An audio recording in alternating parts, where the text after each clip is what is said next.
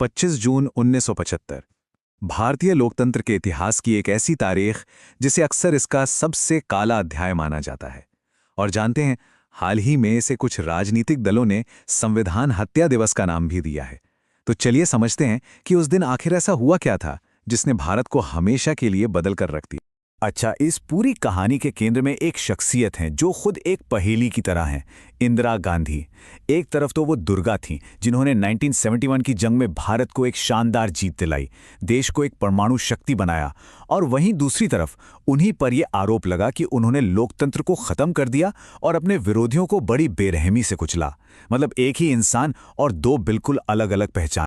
और सबसे दिलचस्प बात तो ये है कि 1971 की उस जीत के बाद आगे चलकर प्रधानमंत्री बने अटल बिहारी वाजपेयी ने ही उन्हें दुर्गा कहा था। तो सवाल ये उठता है कि आखिर कुछ सालों में ऐसा क्या बदल गया? कैसे एक दुर्गा को संविधान का हत्यारा कहा जाने लगा? चलिए अब जरा उन घटनाओं पर नजर डालते हैं जिन्होंने एक ऐसा माहौल बना दिया कि देश इमरजेंसी के मुहाने पर आ खड़ा हुआ। तो देखिए, कहानी शुरू होती है 1971 से। गरीबी हटाओ का नारा दिया गया और इंदिरा गांधी ने चुनाव में जबरदस्त जीत हासिल की। लेकिन उनके खिलाफ चुनाव लड़ने वाले राजनारायण इस मामले को अदालत में ले गए और फिर आई तारीख 12 जून 1975। इलाहाबाद हाईकोर्ट ने इंदिरा गांधी को दोषी पाया और उनका चुनाव ही रद्द कर दिया। ठीक इसी समय देश में जयप्रकाश नारायण का संपूर्ण क्रांति आंदोलन भ्रष्टाचार के खिलाफ आग की तरफ फैल रहा था। तो एक तरफ कोर्ट का फैसला, दूसरी तरफ सड़कों पर बढ़ता विरोध। इसी दबाव के बीच 25 जून 1975 को आंतरिक गड़बड़ी का हवाला देकर पूरे देश में इमरजेंसी लगा दी। तो ये तो थी राजनीति की बात, लेकिन अब देखते हैं कि इस एक फैसले का देश के आम लोगों पर, नागरिकों पर कितना भयानक असर हुआ। जैसे ही इमरजेंसी का ऐलान हुआ, रातों रात दरवाजों पर दस्तकें होने लगीं। अटल बिहारी वाजपेयी, लालकृष्ण आडवाणी, मोरारजी देसाई, विपक्ष का कोई बड़ा नेता नहीं बचा जिसे सलाखों के पीछे ना डाल दिया गया हो। सिर्फ नेता ही नहीं, पत्रकार, एक्टिविस्ट, छात्र, यहां तक कि महारानी गायत्री देवी जैसी शाही परिवार की सदस्य को भी जेल में डाल दिया गया। और जो नेता किसी तरह छिपने में कामयाब हो गए, उनके परिवारों को डराया धमकाया गया। जेलों के अंदर जो कुछ हुआ वो सुनकर रोंगटे खड़े हो जाते हैं। सियासी कैदियों को बिजली के झटके दिए गए, उन्हें बर्फ की सिल्लियों पर नंगा लिटाया गया, सिगरेट और मोमबत्तियों से उनके शरीर को जलाया गया, और तो और कई कई दिनों तक उल्टा लटकाकर रखा गया। यहां तक कि उन्हें अपना ही पेशाब पीने पर मजबूर किया गया। ये याद रखना जरूरी है कि ये लोग कोई सजा याफ्ता मुजरिम नहीं थे।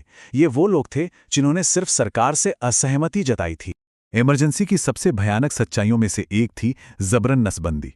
ये आंकड़ा देखिए, 21 महीनों के उस दौर में करीब 60 लाख लोगों की जबरदस्ती नसबंदी कर दी गई। ये आंकड़ा सरकार के उस क्रूर जनसंख्या नियंत्रण कार्यक्रम की गवाही देता है। और इसे लागू करने का जो तरीका था वो और भी ज्यादा क्रूर था। सरकारी कर्मचारियों जैसे कि टीचरों को रोज नसबंदी करवाने के टारगेट दिए जाते थे। इन टारगेट्स को पूरा करने के लिए ट्रकों में भर भर कर लोगों को सड़कों से उठा लिया जाता था, चाहे वो शादीशुदा हों या कुमारे, जवान हों या बूढ़े, किसी को नहीं बख्शा गया। ये ऑपरेशन अक्सर गंदे कैंपों में किए जाते थे, जिससे इन्फेक्शन फैलता था और कई लोगों की मौत भी हो जाती थी। जब सुल्तानपुर जैसी जगहों पर लोगों ने इसका विरोध किया तो भीड़ पर पुलिस ने गोलियां चला दी, जिसमें 13 लोग मारे गए। अब बात करते हैं तुर्कमान गेट की। आजकल बुलडोजर जस्टिस शब्द काफी सुनने को मिलता है ना?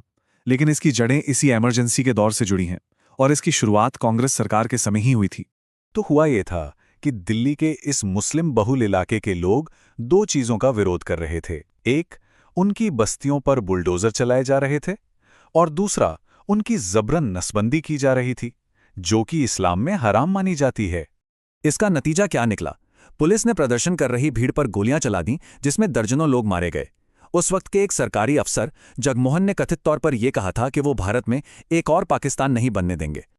और सोचिए, जब ये सब कुछ हो रहा था तो मीडिया क्या कर रहा था?